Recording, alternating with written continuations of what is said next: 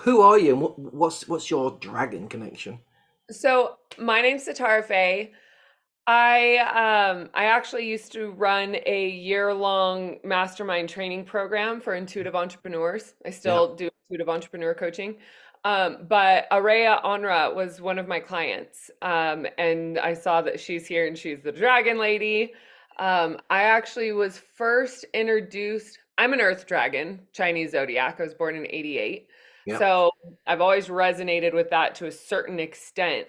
And then I was speaking at a psychic conference in Texas with a woman named Patty Negri, who is the top ranked psychic through the American Federation of Certified Psychics and Mediums. She was the first one that actually introduced me to connecting with dragon energy and like taking care of dragons as pets, as like in your world sort of thing. Yeah. Um, and so that was my first intro to it. And then I started working with Araya, and my whole thing has been the Earth Angels program. So I channel angels. That was actually how my channeling like really started opening up, was working with archangels. Yeah. And through working with Araya, it was like we had extremely powerful sessions, one-to-one sessions.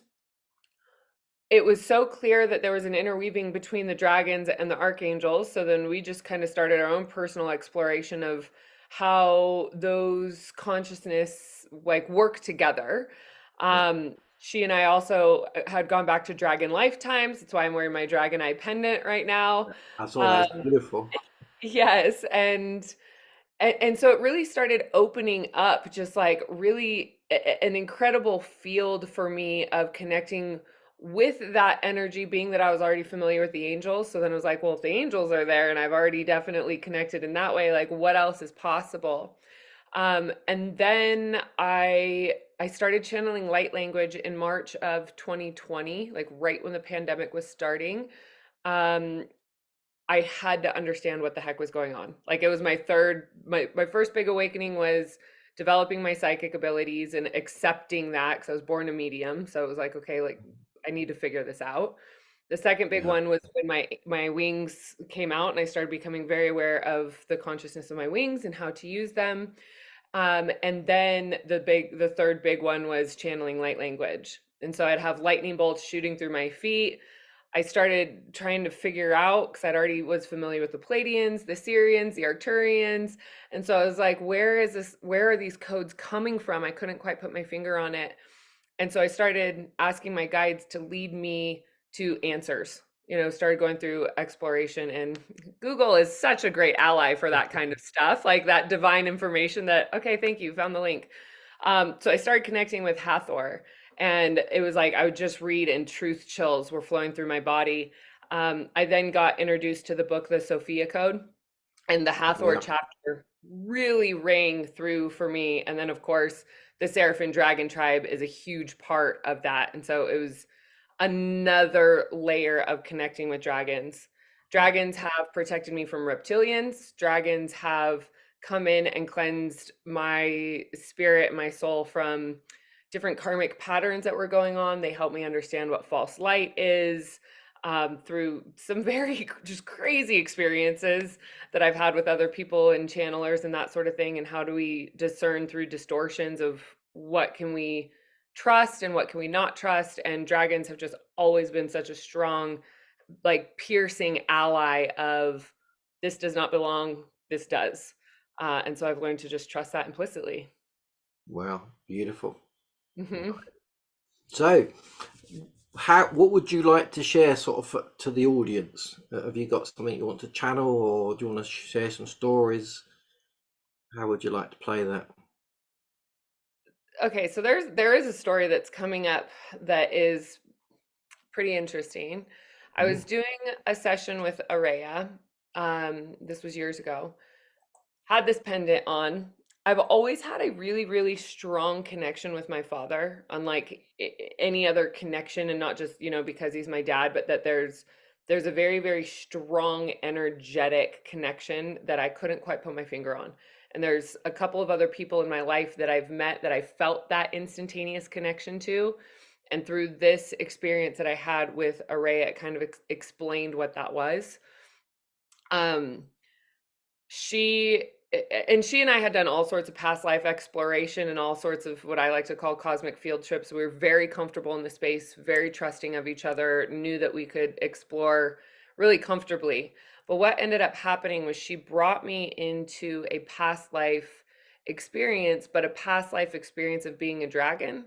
And we went to, as we were astral traveling and connecting with this information, we went to a lifetime, a planet, and there was a very clear, the memory that came to me was being a dragon, having left the planet to go on some sort of mission, which was not disclosed in this memory, but went on some sort of mission. And when we came back to the planet was completely like burnt to a crisp, completely obliterated. So our family, our friends, like everything was just destroyed. And it was in that moment that I went back and I just burst into tears and I was sobbing what felt like dragon tears of that lifetime, and this awareness like, okay, well, these aren't the tears of the egoic consciousness that is me and my personality, but these were like deep soulful tears, a deep soulful cleansing of understanding. um like it made everything a lot more real. It wasn't just like woo dragons, woo angels, woo fairies. It was like, oh my gosh, like if my heart can be pouring out the intensity of these emotions and it feels so viscerally real and my brain can't really comprehend, but my body is having this full release, then it actually led me into an understanding that there's something a lot more real to what we were connecting to. um, it made it feel more embodied and more connected, and I think it's also, it was a major step for me in trusting dragons and trusting the dragon energy and trusting what all of that, is, and also how to connect with dragons as allies. I Yeah. think that we can, kind of put angels on a pedestal and these ascended beings on pedestals, but when we recognize that like we have come from these realms, we have airdropped into these bodies, we are the ones that have volunteered to be humans in this lifetime, that it isn't so far outside of us. It's a matter of remembering that these are our tribe, these are our family, this is the people that we are, so, or people, loose term, but people that we are associated with. And so a lot of my work, I talk about accessing the soul memories. And those soul memories for me come from this experience of the dragons. I've also had the memory of stepping forward and volunteering for this life.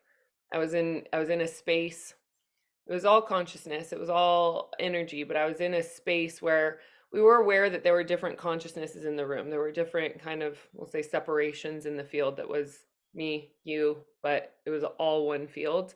And I remember being, it was like a life came through into this room and it was, who wants to take this one? And I remembered stepping forward and, like reading, let's say, the manuscript sort of thing, and identifying with that and saying, I will take this one.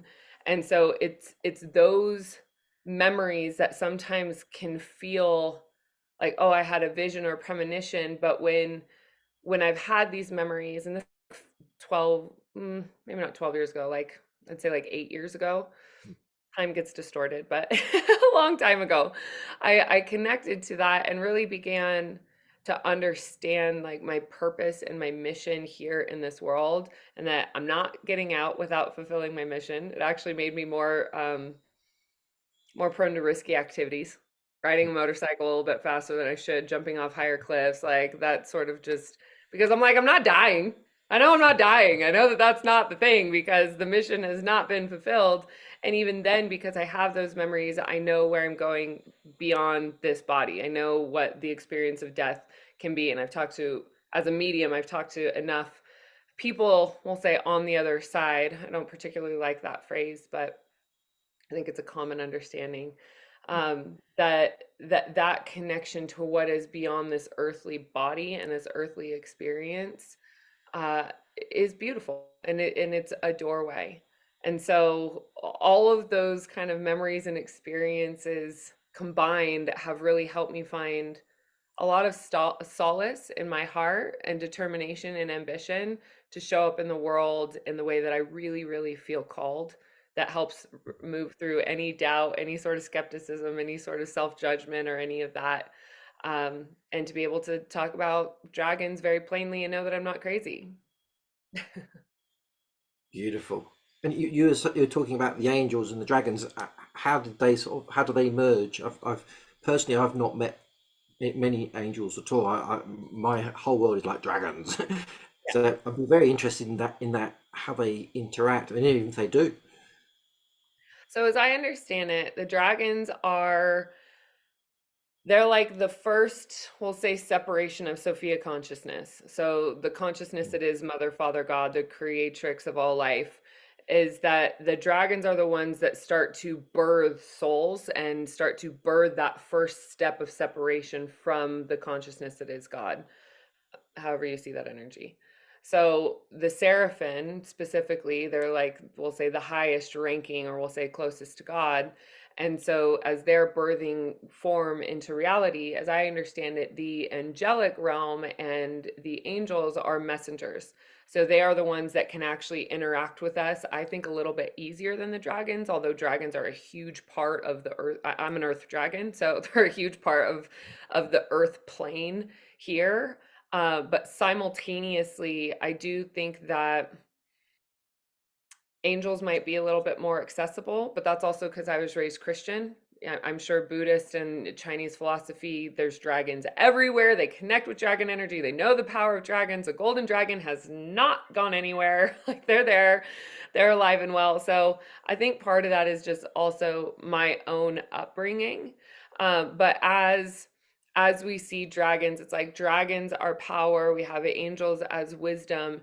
And so there's just kind of a different frequency in which they come in at, and different, I would say, specialties. And even some of that like comes down to, let's say, personality.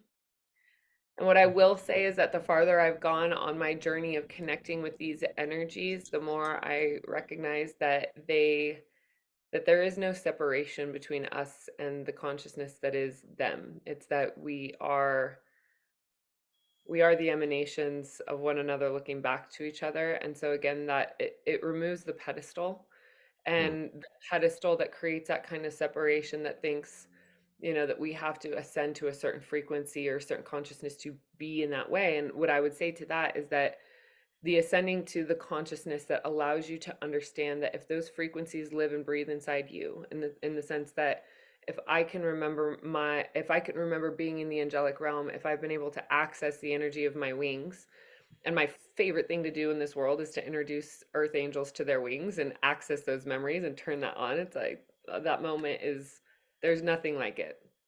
um and so it's being able to not just know and comprehend, but to be able to resonate to the frequency that is that consciousness itself. And so I would say the more that I have explored in this way, the more I identify and realize that even ascended masters like Mother Mary and even ascended masters like Green Tara, that as we're able to connect with them and their emanations, it's that they hold qualities within themselves that we also embody because we are associated to the divine genome. My Mhm. brand is called Monad. So, Monad is the indivisible spark of divine consciousness that exists at the core of all living beings. So, it's that indivisible spark. In the Sophia Code, they reference it as the divine genome, but it's that frequency that is at the core of all living beings that is the seed of Sophia consciousness. So, as we are transmitting information from our heart space or our life experience back to Sophia, Sophia is an ever evolving consciousness in and of itself. So there's constant feedback that's going back universally, and how we're all evolving together. And so the connection between like angels and dragons, yes, they are the separations in the sense that you are you and I am me. and also that I am a reflection of Sophia consciousness looking back to you, in the sense that you are a reflection of Sophia consciousness looking back to me. So, in the unison of how they work, if we think of dragons as birthing creation into form, protection, power, then the angels are also the wisdom and the messengers. They're sharing information, they're guiding, they're shortcutting, but we have to let them in. We have to be the ones that activate our free will and say, yes, I'm here to receive help. Yes, thank you, I accept. Yes, like let's continue to open path, and basically develop a very clear and conscious partnership with what we're creating and what we're capable of doing with their support, Mm. in both Great. senses, with angels and dragons. Yeah, and you talk about opening up and receiving that. Have you got some advice for people that have got a feeling that there's maybe angels and dragons around them, but they've still got that mentality that, oh, they don't exist? Have you got some advice for people how to open up to that energy? Yeah, stop drinking alcohol. First things first, stop drinking alcohol. Pharmaceuticals, opiates, these sorts of things are going to block your channels. Digital detoxes, your phone is completely destroying your imagination and your clairvoyance, your ability to see, especially if you're looking at your phone and devices at night. The biggest clarity that I always have is when I'm doing some form of a digital detox, even if it's just limiting, like no technology after 8, no technology before 8 a.m. That's when I have the most clarity. That's when things are absolutely just focused and pristine. Alcohol is a big one. So, same with weed. Like when people are smoking weed, especially like before they go to bed or that sort of thing, and they think it's just helping them sleep, it's killing your connection to your astral body. Like that's why a lot of people that smoke weed don't remember their dreams. Some Right. people do, but a lot don't. And so if you're doing things that are clouding your channels, your ability to connect is just like you're literally putting fog on the line. So if you want to, and I am a huge advocate of responsible use of psychedelics and microdosing and that sort of thing, because those will open the bridges to the dimensions that are existing with us at all times. They'll open the bridges. It's like they kind of show you the map of how to get there. And then once you've been there, you know the way and you can embody that sober. So there are certain ways in that, but again, it's like absolutely in a responsible setting, set in setting, not like, taking a bunch of acid and going to a rave. It's a different experience. Like you're putting yourself in a lot of dense and dark energy. So if you're out in nature, you're with people that know what they're doing.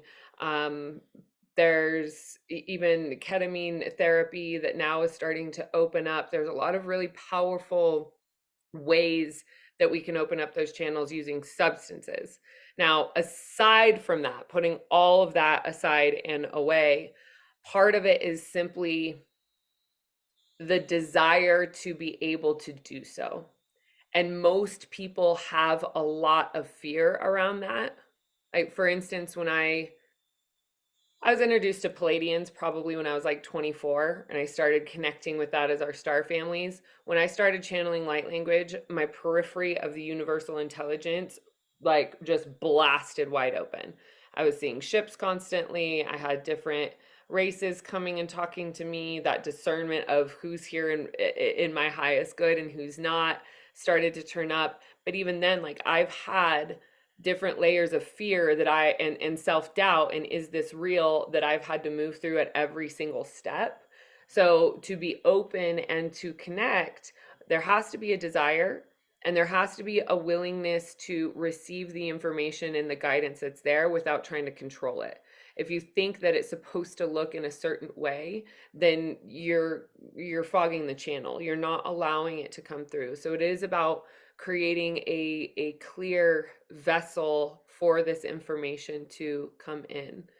And some of it has to do with human design, some of it has to do with, how what lifetimes have you had that certain people have a more open predisposition to channeling and that sort of thing. Like I was born a medium, but I do believe that mediumship is something that we can learn. These are things that if we have had lifetimes of experiences of developing these kind of magical incarnations, then we also have the capacity and the capabilities in this lifetime to also advance that. And as I was sharing with you, I've been recording a summit, and the summit that I'm curating is, it's called Beyond the Physical. So it's communicating with people who are teachers of human development, leading edge of human consciousness, and also the digital world and digital revolution. And how are we able to use these resources in a way that benefit? And so, one of those things I really believe is that as human consciousness is expanding, our technological capabilities are also expanding, and what's accessible to how we can use them and not be so afraid of them. And so there there are ways in which we continue to ascend also in our own maturity. And so that's a huge, huge, huge, huge part of it. Because if you're a novice or you're naive to opening yourself up to channeling the potentials and possibilities that you have to opening yourself to beings that are not in your highest good, and part of that is like, angels will never come into your field and try to control you. Never. They will never come into your field and tell you what to do and guide your thoughts and actions. They'll give you messages, they'll tell you things like you would having, a conversation with friends. But if there is an openness and too much of an of an openness, then what can happen is you basically give up your sovereignty, you give up your autonomy, and you make a deal with a being that you don't necessarily know very well, who also has a more bird's eye, broad view perspective of what's going on. And that kind of entity removal does take a specialist. It absolutely takes an experienced specialist to remove that type of attachment and connection. And everything is undoable. I'll say that. Everything is undoable. You just have to find the right people that can actually help you disconnect. And so if you have a wounding, like a deep core wounding that has not been reconciled, and you start trying to go and like open yourself to all these beings and all sorts of weird stuff, asking you're asking for some hard lessons. You're asking for some really bad days, and like in a really not pleasant and not fun way. Alcohol and weed are two things that will also just reinforce those blind spots and let them live in your consciousness without you even knowing, as like parasitic energies. So that was a very broad answer, but you have to be careful. Like, you do have to be careful. It's not a thing that you want to go in just blind and like, woo, I'm channeling angels and woo, because there's impersonators. Like, you go to Vegas, you see the impersonators of Michael Jackson and Britney Spears and all this. There are impersonators of archangels. And if you are not clear on how to discern what is an angelic frequency and what is someone or something that looks like it, similar to false light. False light is like, it's like a Bali Gucci bag. False light is like, we know that there is light energy. Light energy, authentic light energy, is heart centered and embodied. It's heart centered and embodied. So when we look at light energy, and light energy that makes us feel like woo and euphoric and like, woo, I'm high and I'm kind of drunk on like all these energies, that's not real light. That's not embodied light. That's not the consciousness of Sophia or Christ consciousness or Buddha consciousness. That is these impersonator sort of things. And what will happen is, in that false light, it creates a distortion, and I'm pointing around here because it happens around your crown chakra. So it creates a distortion around your crown where you then quite can't see it. Like, I do not work with white light. There's a lot of people work with white. I do not work with white light. You don't have to use it. It's just the bottom line. Can you use it? Yeah, but if you don't know what you're doing with white light, I've had to do a lot more healings on people with white light than I've seen it working for them in their good. So we want to be very like clear and aware with what information are we taking in, and what information are we gullible and believing just to the end of the world, without using our own discernment. So first step, 1,000 times over, is embodiment. Get in your body. This took me a few years. I had so much pain, so much trauma, so much deep, deep, deep, deep wounding from childhood and early adolescence that I was what I call an escape artist. I was like, how can I black out? How can I do all the drugs? How can I get out of my body? It's super painful here. I don't want to be here. And so for me to get in my body and learn what it actually felt like to be in my body, it took years, and it took years of healing and clearing out just layers and layers of pain and trauma that wanted me to be out. And so it wasn't until I really started addressing the pain and Mm. addressing the subconscious wounding that I experienced in childhood and doing a lot of inner child healing and all that sort of stuff that I was really able to start opening my awareness to what's here.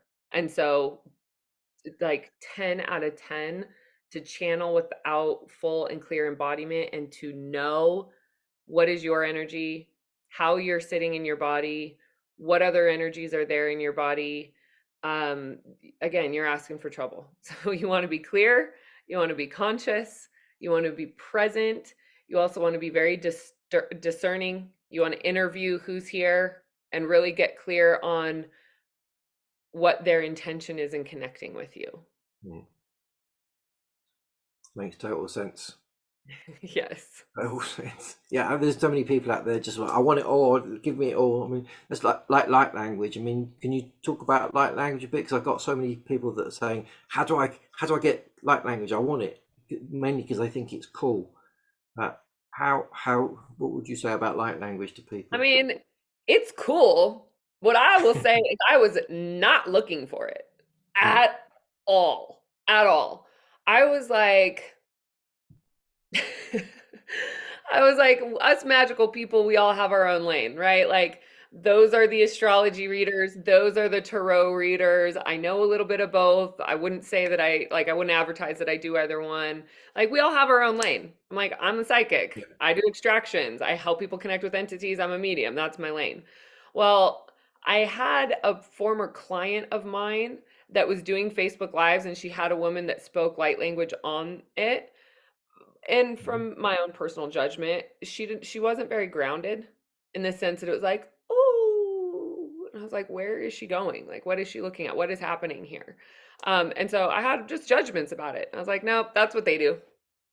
Well, I was working one day and I was on my computer and I just heard, "Put your computer down. We have something to show you." Super common for me, so I listen. I put in a meditation on YouTube. I think it happened to be a light language meditation, but it was kind of more of just music. And then after that, it was like a requested video of like what is light language sort of thing. It was like 5 minutes long. So I was like, okay, I'll listen to it. Full blown activation. Full blown. I went from not speaking it at all to a matter of 10 minutes. I could not stop channeling. I couldn't stop moving my mouth to the point where like my tongue, the sides of my tongue got raw. And I just like, I couldn't stop it from flowing. Me trying to hold it in, it took way more energy and effort than to just let it move through. And then that night, I I had a very lucid dream. I Archangel Michael and Jesus were on the left side of my bed, and then there were like these demonic entities on the right side of my bed. From what I could tell, were like fighting for my soul, sort of thing. And I was like, "Oh my God." And I just had like blasts of lightning shooting through my feet.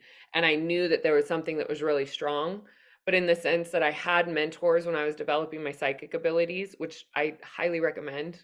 There's a very clear difference between a trained psychic and an untrained psychic. Um, and also, when I started developing my wings and connecting to that consciousness, I had people that were already a little bit further on the path. So I could ask questions, Mhm. know that I wasn't going crazy. When I started channeling light language, I did not have anyone like in my field that I knew that had been channeling.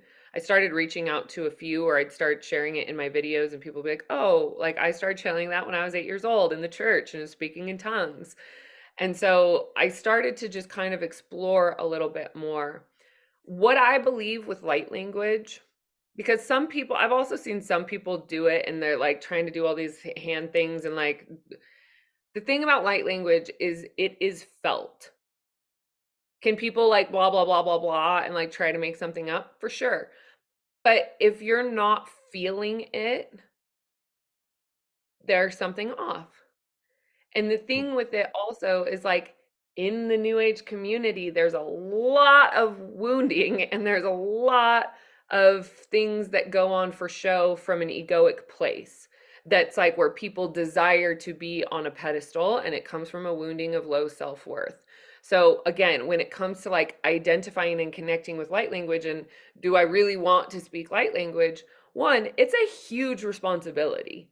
I'm it's a huge responsibility in the sense that like the information that has started coming to me and the beings that I'm now connecting with on many multi-dimensional planes that are a part of, they have been a part of my reality and they've been a part of my soul consciousness for an extremely long time, but still my human mental awareness, and I consider myself a professional in this field, still my mental awareness gets kind of freaked out by it.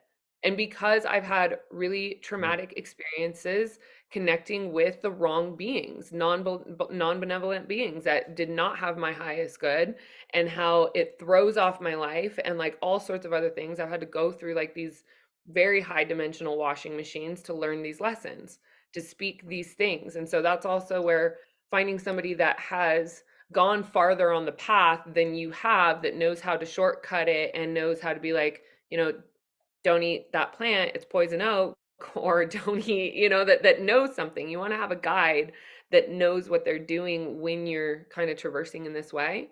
So the light language, as I believe it, it comes through when the egoic consciousness is ready. And some of that comes through, especially in Mm. children, because they don't have the mental and egoic constructs of what that is. And so I believe that it came through me in that way because I've cultivated and I've curated enough embodiment to be able to hold the frequency of the codes. Like I am holding the frequency of the codes Mm. and the embodiment of the codes just by my presence.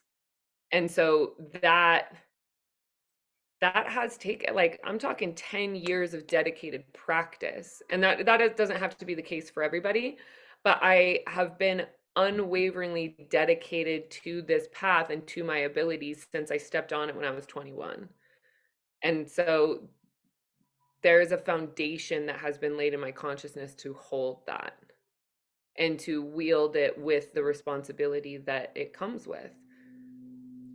Because knowing how to manipulate energy and knowing how to work with the quantum field, it's kind of like a hammer in the sense that a hammer can build a house and a hammer can destroy somebody's hand.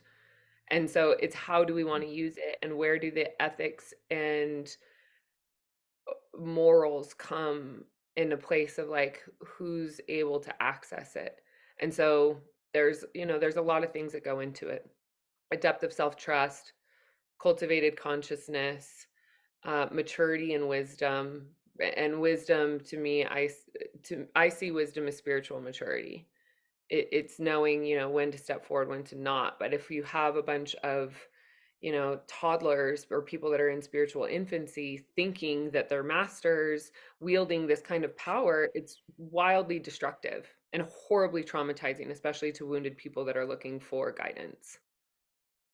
It's a huge shadow side in the new age industry and these kinds of workshops and all sorts of stuff. You have to use your discernment. You have to.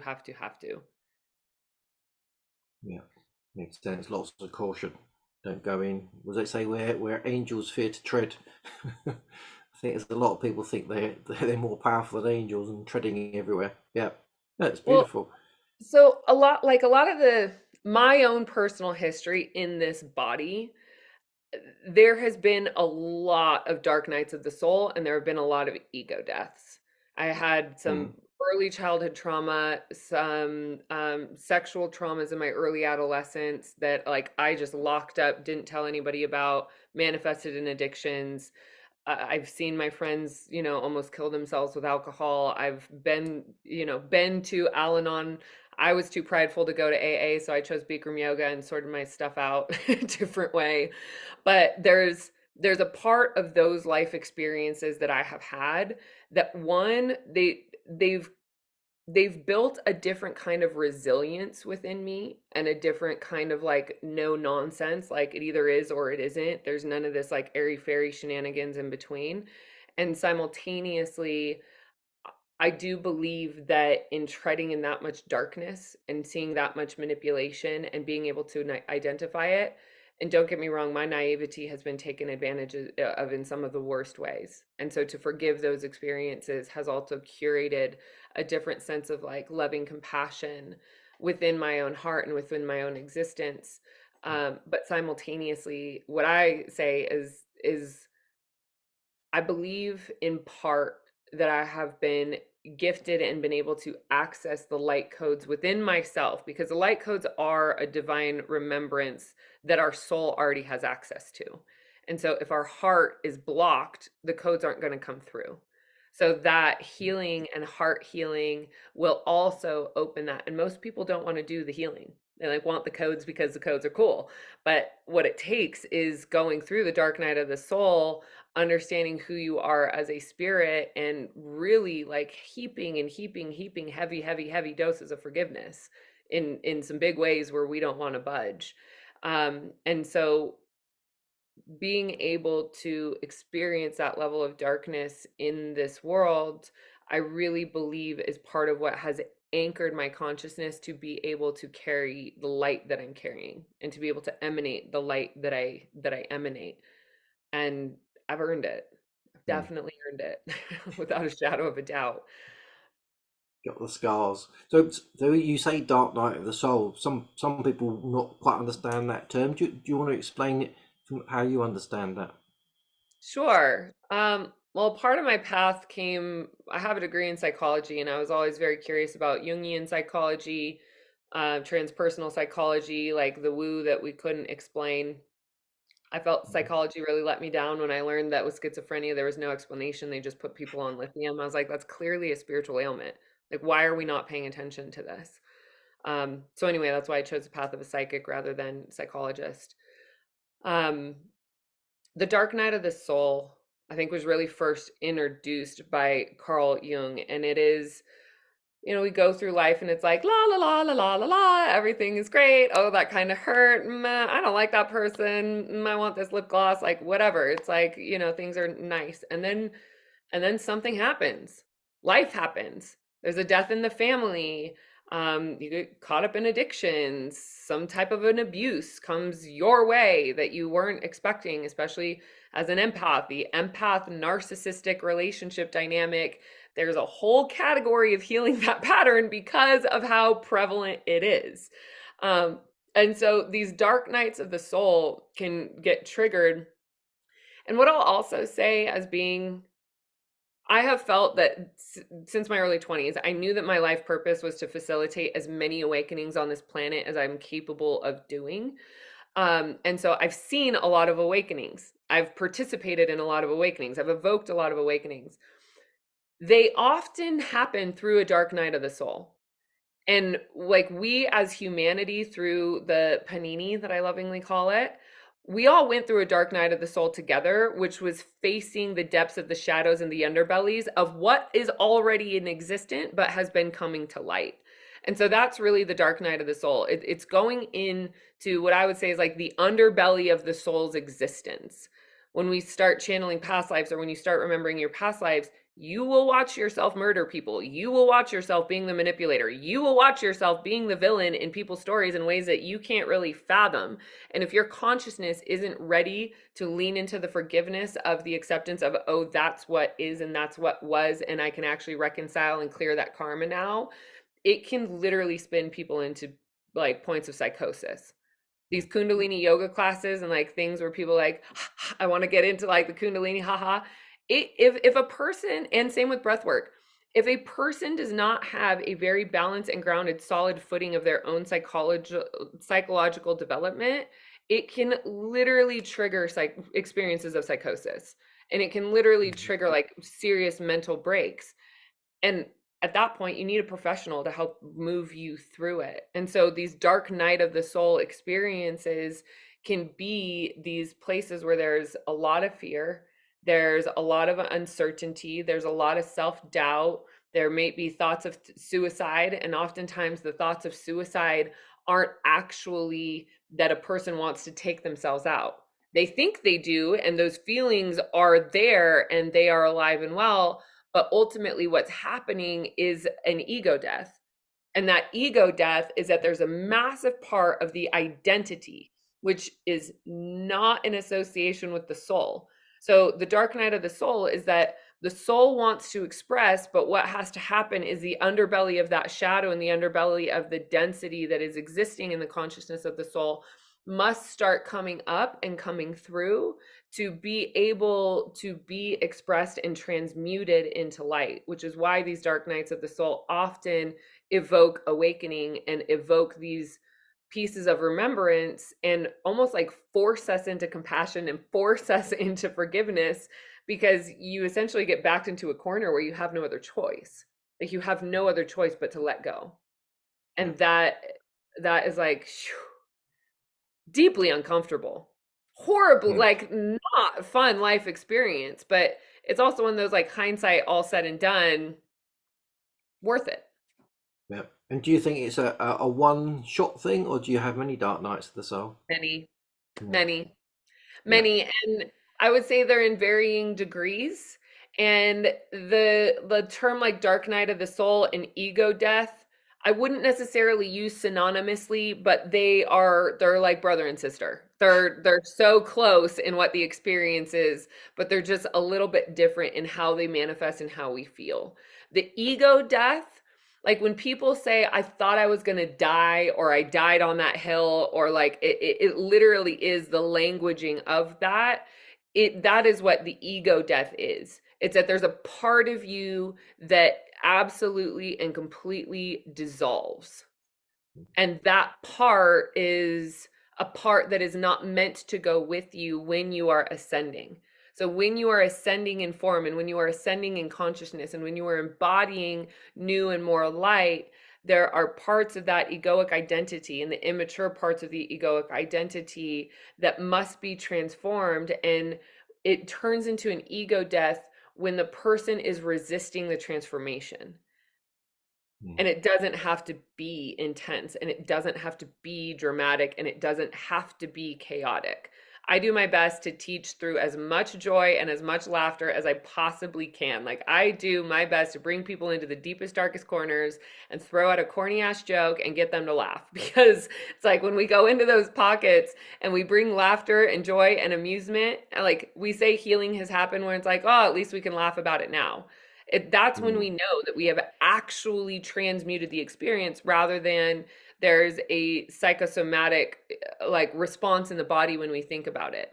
And I'm not talking like maniacal laughter that is a dissociation. I'm talking like actual genuine like woo, that one was, what a ride that was. It's different than like like distortions and trying to dissociate. Um, but yeah, that I would say that is the difference and kind of experience of the dark night of the soul and the ego death. That's beautiful. Yeah, I wish there'd been some bit more laughter in my dark nights of the soul. I think mine were the deeper, darker ones. But Hmm. yeah, They it's usually beautiful that you can are. hold space. Yeah, it was beautiful. You can hold space for people and make it a bit more fun, a bit more joyous. Oh man, I've been through so much of it, and I've when I was young, because I stepped on my path in my early 20s, still wildly addicted, still like having as much fun as I possibly can. Dean's List honor roll, but like just pushing burning the candle at both ends and pushing it as far as I could. And ultimately, that's where I was like, there has to be more to life. Like I can't be on the Dean's List and be like going this while and out on the week. Like there just has to be something else. I couldn't have like broke this system doing what they say you can't do at this age. And so when I stepped onto my healing path, I still like I like intensity. I like intense people. I like Bikram yoga. I like fast motorcycles. I like intensity. It's something that excites me. And so I used to heal by, oh, like, okay, here's the psychological like construct, that egoic structure that's created an identity and a whole belief system and a whole blah blah blah. And it's all hogwash. Like it's all been like just constructed from trauma.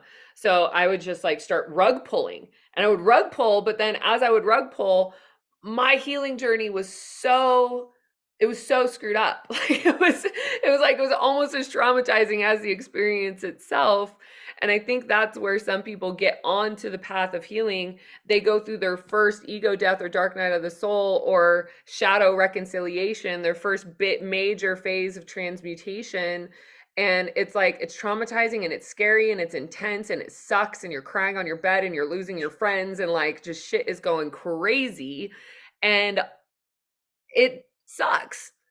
And I Mm. did enough of that. Like I did years of that. And then facilitating other people's healing, I started to see how they were healing and how they were healing differently. I'm the way that I teach is not this is how I do it. I'll be like, these are some of the ingredients, they may help you.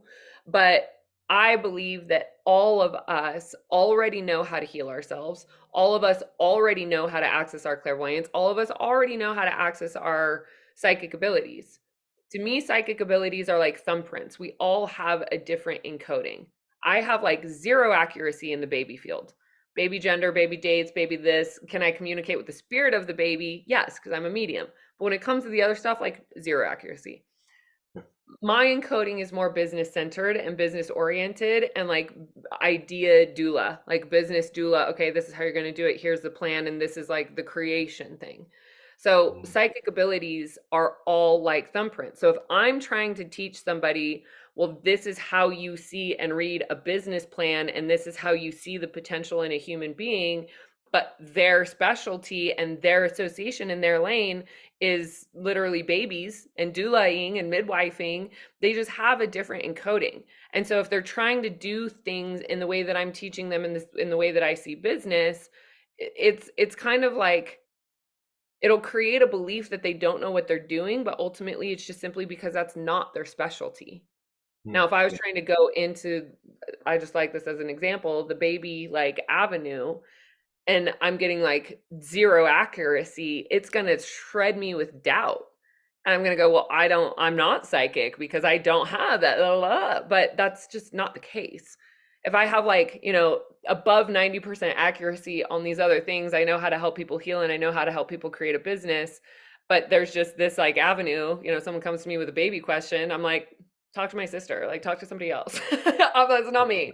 Um, so like that in that sense, our abilities all show up so differently. And at the end of the day, it really, really, really comes down to self-trust. And Mhm. like I said, like learning to heal and learning to develop the abilities, it does not have to be a dramatic sort of thing. We as humans like the dramatic sort of thing because then it means that we have earned it and that it like, makes it more tangible. But you can literally walk through the gateway of opening your clairvoyance by going, like, I'd like to open my clairvoyance. I'd like to expand my capacity to see. And that's as simple as it is. But some people like the ritual and the drama and the story and, the lightning and all of that. And like, is that all there? For sure. It'll be there as you continue to ascend, undoubtedly so. But there are certain things that it doesn't need that. And so in my own maturity, getting older, like I don't want the rug pulls anymore. And so that's where I've learned, okay, well, we can do the depth of the healing of the core wounds and we can go into those trauma pockets and we can go into those absolutely horrible memories that we don't want to remember. But ultimately, if there are pieces of ourselves that are fragmented in time, which is often the case, Mm. then it is important to go back and recollect those parts of ourselves. And so if we Yeah. do that and we're meeting the energy of the space where we're just in that dark space of depression and trauma and whatever the psychological situation is that's going on, and we meet it at that energy, we actually don't heal. And so if we can go and we can bring light and yes, have sincerity in what we're doing, and then come out of it into lighten the mood as we're connecting, start laughing, then it will help to bring that frequency up and it'll actually integrate like instantaneously. So that's also that's years of experience of figuring out how to do it easily. It's like watching a Cirque du Soleil. You're like, oh, they make it look so easy. And it's like, 10 years of falling on their face and all sorts of stuff. Yeah, Yeah, it's it's like that. mastery, isn't it? You've done the at least 10,000 hours of it. Therefore, At so least. at At, least. 10 I times that. actually I did the math on it like 2 days ago. I got my calculator out, and so 10,000 hours over the course of 10 years is essentially 2.5 hours a day. By that Mm, measurement, I am like well over with readings, with channel teachings, with meditations, with video, whatever it is. So, yeah, yeah. doing that number made me feel You're pretty the good about myself. galactic, you're the galactic master. Yeah. Something like that. Something like that. I know I'm here to do important things. It's just getting out of my own way. It's always the way that it's the human thing, isn't it? We're all in our own ways. Cool. Oh, So, dude, there's so many fun distractions here, you know? well, yeah, exactly. That's why we came into this meat suit, wasn't it? To enjoy life. So, and any last sort of things? Any if somebody asked you the question like, what's one thing you could tell the audience to? What would you tell them? There's if it's one snippet from all of that mastery that you have. What's one thing? There's two. One Two is, things then. yeah, it's trust yourself implicitly. Mm, Trust yourself implicitly. yeah. Someone's trying to convince you of something. Like my dad always taught me never trust someone that tells you trust me. Because if someone has to convince you to trust them and that it isn't there innately, something's off. The other thing is if something's off, it's off. If you have a feeling something is off, it's off. Don't move, observe. Sit back, don't move, observe, and watch. Because the truth will be revealed in time. That's a beautiful thing about time. It always reveals truth. The third is 100,000 times over believe in yourself. Believe in yourself, believe in yourself, believe in yourself. And if you want to be an expert at something, hire somebody who is a mentor that is in that area because it will shortcut you years of trials and tribulations. And that is for anything. Fitness, digital marketing, funnels, psychic development, whatever it is. Hire somebody that has made the mistakes that will shortcut your journey exponentially. Beautiful. Yeah. Thank you very much. May I share some codes? I feel to share Yeah. some light transmission. Why not? Why We're here. not? Why Let's go not? for it. Let's do it. All right. Yotranaya uapua siakana haak yotrunuaya iwatu anai ayakua sitrei ania ak yatrai Iwa anaya iwapu uasatranaya iakia ha anaya iakia trunua o tranaya iakunuku. So the prayer that's coming through has to do with activating the genetic encoding that holds the memories to dragon energies as well as angel energies. So wherever that resonance is to the person here that is listening, allowing those memories to just gently arise. You're not looking for them. You're just simply allowing yourself to be in that state. Sutrunua punakai, ia kua trunua ha ia kua siatrai ia kanaya ia wapunakai. Ia ha'atrunua punua puhunu kua pu satrai ia nahi ia kai kiatrai I uaia punakai. Susunua pua ha'aia kai I tarai. There we go. Oh, I felt that. Wow. Thank you. Thank you very much. Yes, Re- it's been re- Received. beautiful. Well, I hope you sleep well tonight and that it, shows up in your dream space. But it's been an Yeah. honor to connect with you today. Thank you so much for this. It's been beautiful. Thank you very much. Absolutely.